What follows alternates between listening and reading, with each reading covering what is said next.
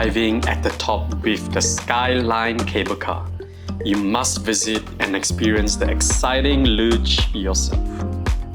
If we had more time, we would have taken the unlimited pass. The luge is perfect for adrenaline junkies, or if you just want to take it slow and immerse yourself in the glorious views of the surroundings. Enjoy this POV from my GoPro.